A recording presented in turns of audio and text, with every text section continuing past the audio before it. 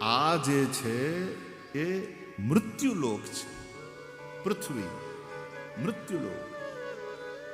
પણ ઓલો તો અમૃત, અમૃતમ દિવી, એનો નાશ નથી. એવા આ પરમાત્મા, એવા આ વિરાટ નારાયણ, એ વિરાટનું દર્શન કરો. જે કંઈ છે એ બધું મારા નારાયણનું સ્વરૂપ છે.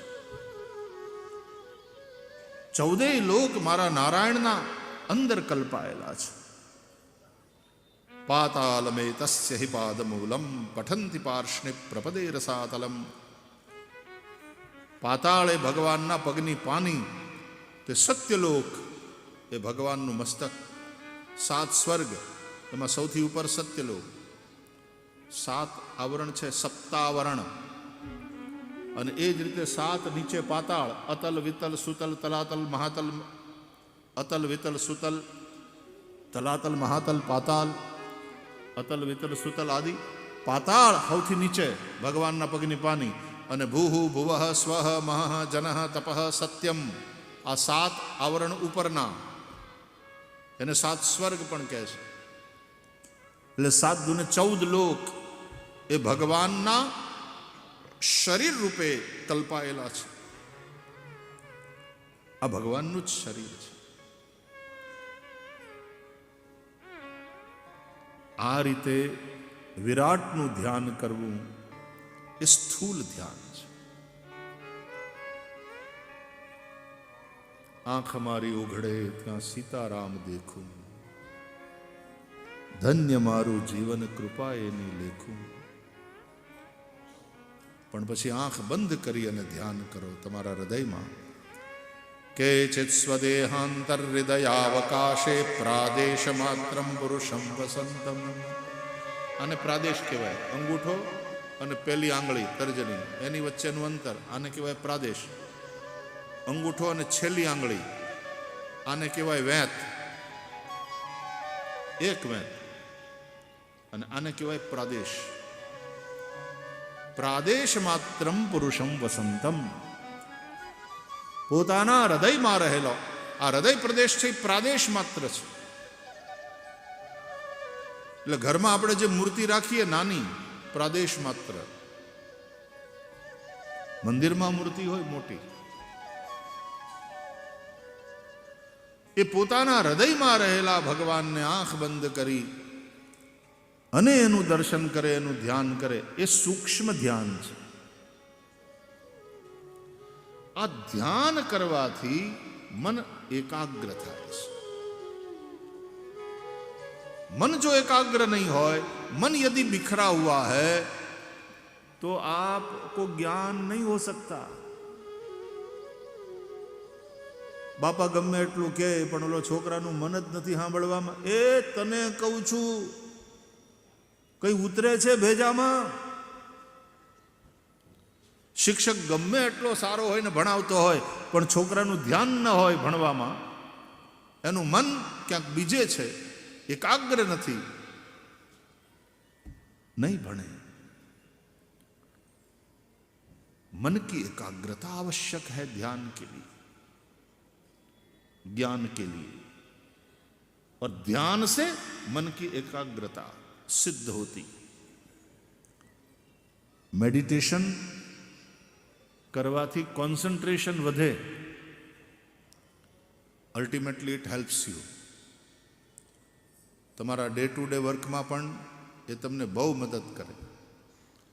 એટલા માટે થોડું મેડિટેશન સવારના પરમાં આદત પાડો તો બહુ સારું થાય, તો બહુ સારું. ધ્યાન કરો તો નહીં, કમસે કમ ધ્યાન રાખો, એટલું તો કરો.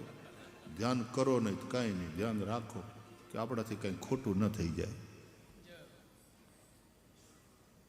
તમે પૂજા કરો ને, આ બ્રાહ્મણો પૂજા કરાવે છે તો પૂજાનો પ્રારંભ જ ધ્યાનથી થાય.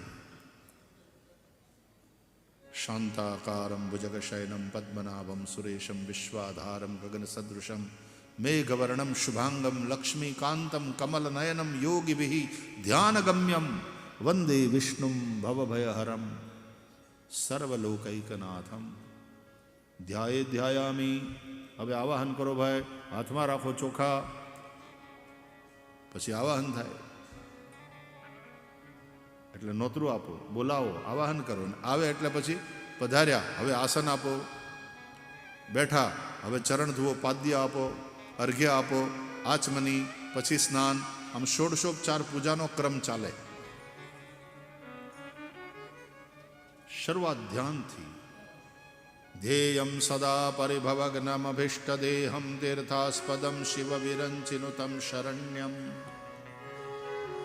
અથવા તો ધ્યાયેન નિત્યમ મહેશમ રજતગિરિનિભમ ચારુચંદ્રાવતંસમ રત્નાકલ્પોજ્વલાંગમ પરશુમૃગવરા ભીતિહસ્તમ પ્રસન્નમ. Start your day with meditation. ધ્યાન. સવારના ઉઠીને થોડી વાર માટે આ તો એલાર્મ વાગે તરત આમ સ્પ્રિંગની જેમ ઉછળે, પડે હેઠો પલંગની નીચે, હવે મોડું થઈ ગયું, મોડું થઈ ગયું, મોડું. ભાગા ભાગી સવારથી જ તમે એકદમ સ્ટ્રેસમાં.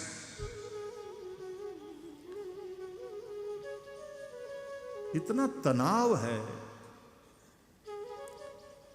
સવારના વહેલા ઉઠીને પેલા જરા આરામથી, ભલે પથારીમાં બેઠા બેઠા થોડી વાર શાંત ચિત્તે મેડિટેશન કરો. પ્રાતસ્મરામિ હૃદિ સંસ્ફુરદાત્મતત્વમ સચ્ચિત સુખમ પરમહંસ ગતિમ તુરીયમ યત સ્વપ્ન જાગર સુષુપ્તમવૈતિ નિત્યમ તદ્બ્રહ્મ નિષ્કલમહં ન ચ ભૂતસંગઃ. પ્રાતર્ભજામિ વચસો વચસામગમ્યમ વાચો વિભાંતિ નિખિલાયદનુગ્रहेण યન્નેતિ નેતિ વચનૈર્નિગમા અવોચુન તન્દેવ દેવમજમચ્યુતમાહુરગ્ર્યમ. બ્રહ્મા મુરારિસ્ત્રિપુરાંતકારી ભાનુશશી ભૂમિસુતો બુધશ્ચ ગુરુશ્ચ શુક્રશ્ચ નિરાહુકેતવઃ કુર્વन्तु સર્વે મમ સુપ્રભાતમ કુર્વन्तु સર્વે મમ સુપ્રભાતમ.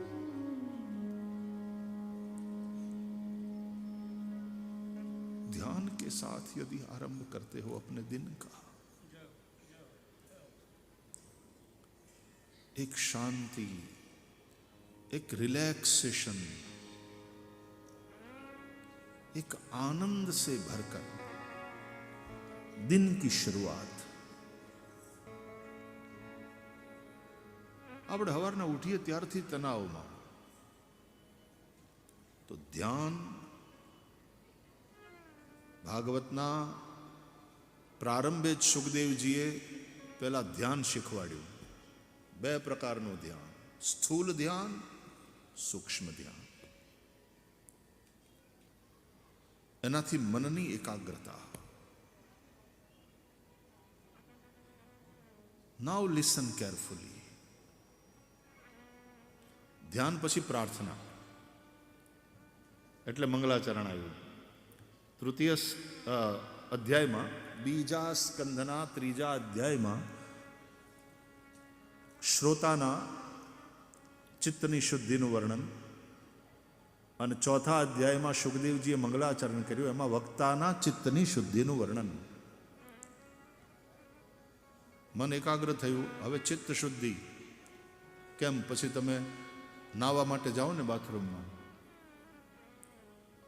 ચિત્તને નબળાવો, એને શુદ્ધ કરો, અને પછી બુદ્ધિને કામે લગાડો. પછી જે કંઈ કામ કરો છો બુદ્ધિપૂર્વક કરો, અને તમે કરો જ છો, બહુ બુદ્ધિ લગાડો છો.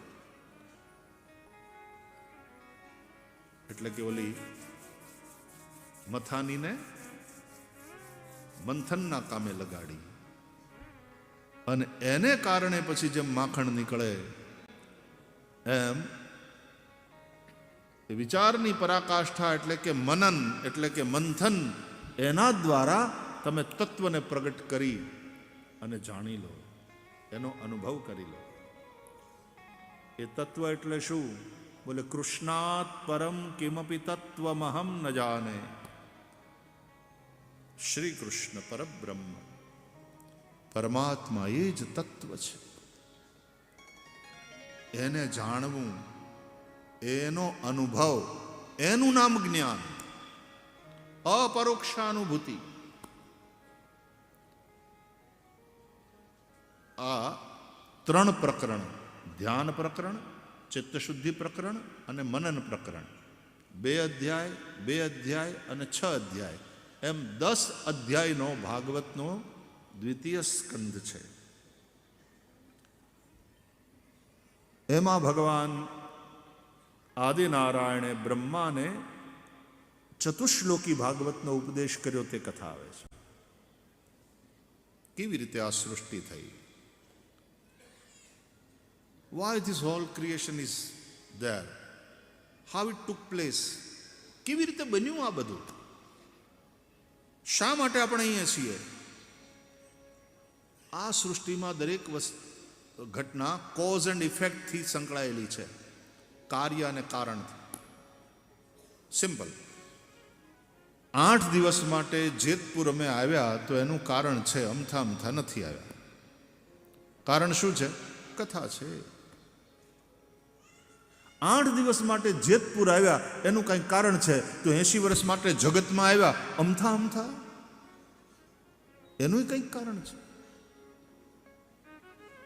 જે માટે થઈને અહીંયા આવ્યા છીએ એ જ ન કરીએ અને બીજું બધું કરીએ. કથામાં આવ્યા ને પધરામણી કરો એ બરાબર, પણ પધરામણી જ કર્યા કરો ને કથા ન કરો એમ થોડું હાલે.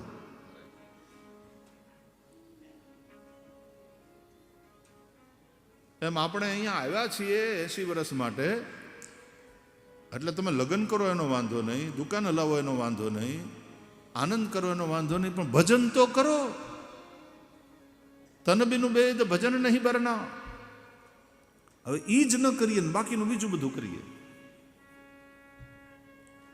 થોડા ભજન કરો, થોડા સત્સંગ કરો.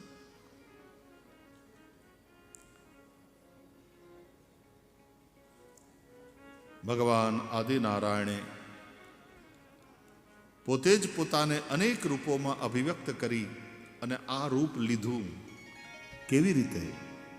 એનું વર્ણન છે ભાગવતમાં, બીજા સ્કંદમાં પણ છે અને વિદુર મૈત્રેયના સંવાદ રૂપે જે 3જો સ્કંદ છે એમાં પણ છે. એકમેવ અદ્વિતીયમ બ્રહ્મ. મને અહીંયા એક વાક્ય બહુ ગમે કે પ્રારંભે કાંઈ નહોતું એટલે કાંઈ નહોતું, દ્રશ્ય પણ નહોતું અને એવી કોઈ દ્રષ્ટા પણ, એવો કોઈ દ્વૈત જ નહોતું. માત્ર બ્રહ્મ હતું અને એ બ્રહ્મે પોતાની જાતને અસહ્ય માની, આવું લખ્યું છે. So that Almighty could not tolerate himself. આ કેવું વાક્ય છે કે પોતાની જાતને એકલા, he couldn't tolerate himself alone. પોતાની જાતને એકલા એ સહન ન કરી શક્યા, એટલે આપણને એકલા ગમતું નથી. એટલે એ પરમાત્માએ વિચાર કર્યો, હું એકમાંથી અનેક થાઉં. સો અકામયત બહુશ્યામ પ્રજાયેય. આ બધી ઉપનિષદની શ્રુતિઓ છે. તેથી એણે વિચાર કર્યો કે હું જ એકમાંથી અનેક બની જાઉં, અને પરમાત્મા બન્યા એકમાંથી અનેક. પહેલા એની અંદરથી પુરુષ અને પ્રકૃતિ 2 થયા. પુરુષે પ્રકૃતિમાં ગર્ભાધાન કર્યું, પ્રકૃતિના 3 ગુણો ક્ષોભ પામ્યા. ત્રિગુણાત્મિકા પ્રકૃતિ છે, સત્વ, રજસ અને તમસ. એ 3 ગુણોની સામ્યાવસ્થા એને પ્રકૃતિ કહે છે સાંખ્ય દર્શન અનુસાર.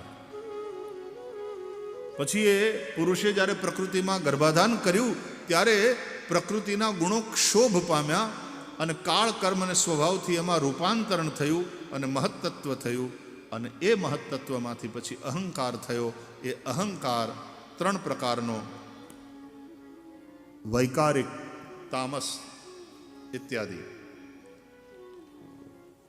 તો તો તામસ અહંકારમાંથી પહેલા આકાશ થયું, શબ્દ ગુણવાળું, પછી આકાશાદ વાયુ સ્પર્શ ગુણવાળો, પછી વાયોરગ્નિ વાયુથી અગ્નિ એ રૂપ ગુણવાળો, અગ્નેરાપહ અગ્નિથી આપહ એટલે જળ થયું એ રસ ગુણવાળું, અદ્ય પૃથ્વી અને એ જળથી પૃથ્વી થઈ એ ગંધ ગુણવતી થઈ. રાજસ અહંકારમાંથી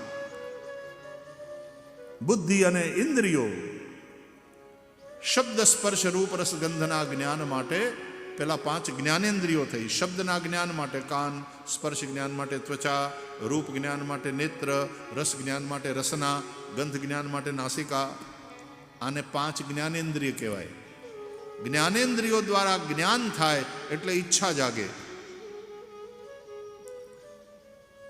ગઈકાલે ડાયરો પૂરો થયો અને પછી નાકને જ્ઞાન થયું કે ગાંઠિયા તળાતા લાગે છે, ગાંઠિયા બનતા લાગે.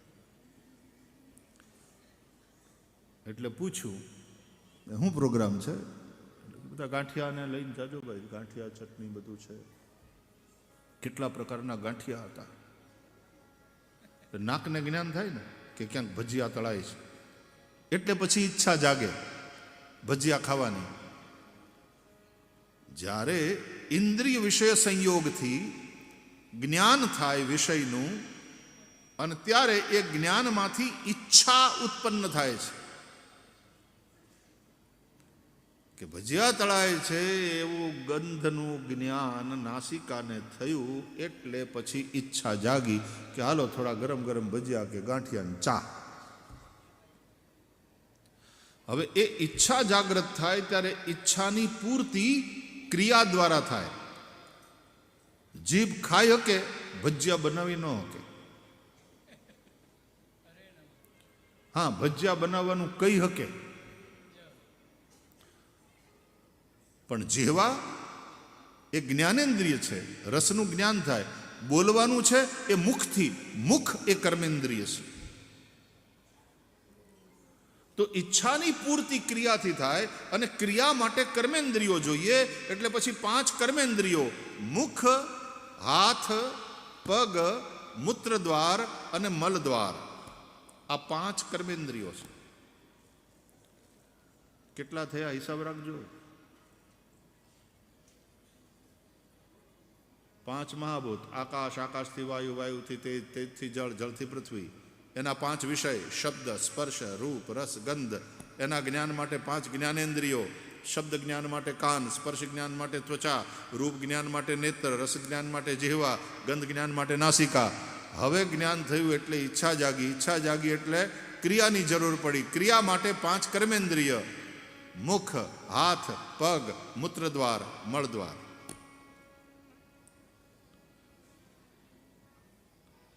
સાત્વિક અહંકારમાંથી મન અને ઇન્દ્રિયોના અધિપતિ દેવતાઓ પ્રગટ થયા. દરેક ઇન્દ્રિયના દેવો છે. આંખના દેવ આંખમાં બેઠા છે એટલે દેખાય છે. પછી બુઢાપામાં દેખાય નહીં ને એટલે વડીલો શું કહે ખબર? હવે આંખના દેવ ગયા, દેખાતું નથી. કાનના દેવ ગયા બાપા, હવે સંભળાતું નથી. એ દેવ એટલે તે ઇન્દ્રિયોમાં રહેલી દૈવી શક્તિ.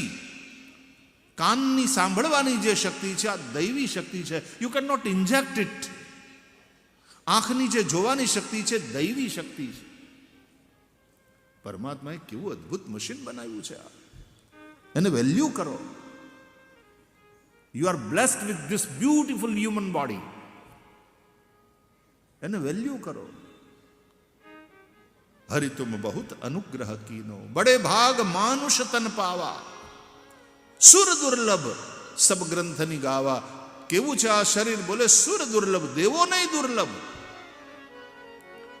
એવું આ શરીર એહી તન કરફલ વિષય ભાઈ. એનું ફળ એટલા માટે નથી મળ્યું હોય કે વિષય ભોગવતા રહો. અને સ્વર્ગ અબુ સ્વલ્પ અંત દુઃખદાયી. પુણ્ય કર્મ કરીને સ્વર્ગનું સુખ મળે એ માટે પણ મથો. It's good but it is not better. Better કરી શક્યા હોત તમે કે માત્ર સ્વર્ગને માટે થઈને, સ્વર્ગ સુખ માટે થઈને પુણ્ય કર્મ કરતા રહ્યા, પણ સ્વર્ગ સુખ પણ ક્યાં શાશ્વત છે? કંઈક બેટર કરી શક્યા હોત. અને બેટર એટલે મોક્ષ, નહીં સ્વર્ગ, નહીં નરક, મુક્તિ. That is better, that is not best. Best વસ્તુ કઈ છે? Good, better, best. બેસ્ટ વસ્તુ કઈ? બોલે મોક્ષ કરતા પણ વધીને જો કોઈ વાત હોય તો એ છે હરિની ભક્તિ. इसलिए સગુણો પાસક મોચ્છન લેહી. જે હરિની ભક્તિ કરે છે, નરસૈયાએ ગાયું, હરિના જન તો મુક્તિ ન માગે, માગે જન્મો જન્મ અવતાર રે, નિત સેવા નિત કીર્તન ઉત્સવ, નિત સેવા નિત કીર્તન ઉત્સવ, નિરખવાનંદ કુમાર રે, ભૂતળ ભક્તિ પદાર્થ, ભૂતળ ભક્તિ પદાર્થ બ્રહ્મલોકમાં પુણ્ય કરી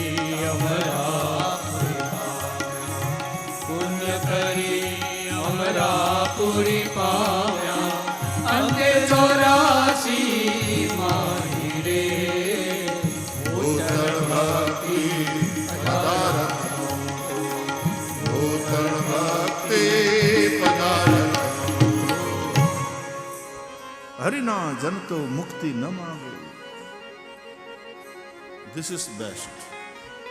અને એટલા માટે ભાગવતના અંતે પણ ભક્તિ જ માગી. ભવે ભવે યથા ભક્તિ પાદયોસ્તવ જાયતે. હરિભક્તિ એ જ શ્રેષ્ઠ. તમે જો કથા સાવધાનીથી સાંભળતા હો ને ભૂલ્યા ન હો તો આપણે ચર્ચા કરી હતી કે 6 પ્રશ્ન પૂછાયા અને એનાથી ભાગવતની શરૂઆત થઈ. અને આપણે એ પણ ચર્ચા કરી હતી કે હકીકતમાં 6 પ્રશ્ન જુદા જુદા છતાં એનો જવાબ એક જ છે, અને તે હરિભક્તિ. અને તેથી શ્રીમદ ભાગવત એ ભક્તિ પ્રધાન ગ્રંથ છે, ભક્તિ કેન્દ્રમાં છે, ભગવાનની ભક્તિ. ભક્તિ એટલે પ્રભુ માટેનો પ્રેમ. અને પ્રેમ છે ને, આ પ્રેમ શબ્દ સંસ્કૃતમાં એક પ્રુઈ ધાતુ છે, એનાથી બને પ્રેમ, પ્રિય. પ્રુઈ ધાતુ એ તૃપ્તિના અર્થમાં છે. પ્રુઈ તર્પણે. તમને જે પ્રિય લાગે, શું કામ લાગે? કારણ કે એ તમને તૃપ્ત કરે છે. એટલા માટે જે તમને તૃપ્ત કરે ને એને પ્રિય, પ્રિયા, પ્રિયે, કે આ મને બહુ પ્રિય છે. જે તૃપ્ત કરે છે. વાસ્તવમાં હરિભક્તિ તૃપ્ત કરે છે. ભગવાનનો જે ભક્ત છે એના પિતૃઓ જેવા તૃપ્ત થાય છે એવા બીજા તર્પણ ઇત્યાદિથી પણ નથી થતા. હરિભક્તિથી જેટલા તૃપ્ત થાય છે. એટલા માટે કહે છે કે ભગવાનનો ભક્ત જે વંશમાં જન્મે ને એની આગલી ને પાછલી કેટલી પેઢી તરી જાય, એના પિતૃઓ તૃપ્ત થઈ જાય. એને તર્પણ કર્યું. That is best. The good, better, best. If you do good karma, punya karma, it's good. સ્વર્ગનું સુખ મળે. But you could have done better. એ શું? બોલે સ્વર્ગ સુખ અને નરક એ બંનેથી મુક્ત થઈ ન પુણ્યમ ન પાપમ ન સૌખ્યમ ન દુઃખમ ન મંત્રો ન તીર્થમ ન વેદા ન યજ્ઞ અહમ ભોજનૈમ નૈવ ભોજન ન ભોક્તા ચિદાનંદ રૂપ શિવોહમ શિવોહમ. મોક્ષ. પણ હજી બેસ્ટ જો કરવું હોય હરિભક્તિ.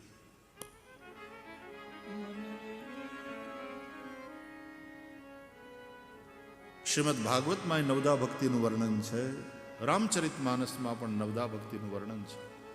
ભાગવતમાં નવદા ભક્તિની વાત ભગવાનનો ભક્ત કરે છે, રામાયણમાં નવદા ભક્તિની વાત ભગવાન પોતે કરે છે. શ્રી રામ શબરીને નવદા ભક્તિનો ઉપદેશ કરે અથવા તો વાત કરે.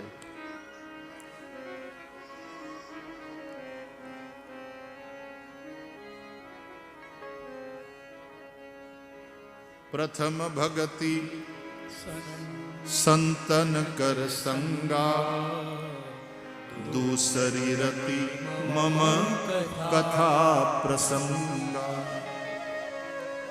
ગુરુપદ પંકજ સેવા તીસરી ભક્તિ અમાન, ચોથી ભક્તિ મમ ગુણ ગન કરઈ કપટ તજગાન. મંત્ર જાપ મમ દ્રઢ વિશ્વાસા, પંચમ ભજન શોભે પ્રકાશા. છઠ દમ શીલ વિરતિ બહુ કર્મા, નિરત નિરંતર સજ્જન ધર્મા. આઠમ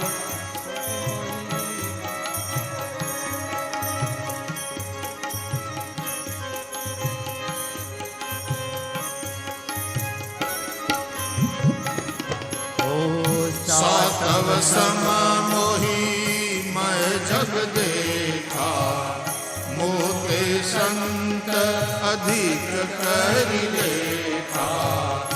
आठव यथा लाभ संतोषा, सपनी देखई पर दोषा.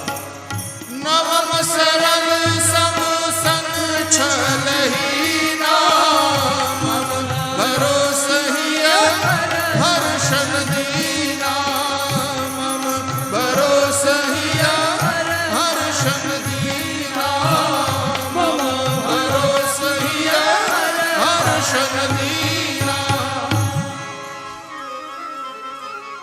અને ભાગવતમાં ભગવાનનો ભક્ત એ નવદા ભક્તિની વાત કરે છે. પ્રહલાદ શ્રવણમ કીર્તનમ વિષ્ણોઃ, સ્મરણમ પાદ સેવનમ, અર્ચનમ વંદનમ દાસ્યમ, સખ્યમ આત્મનિવેદનમ.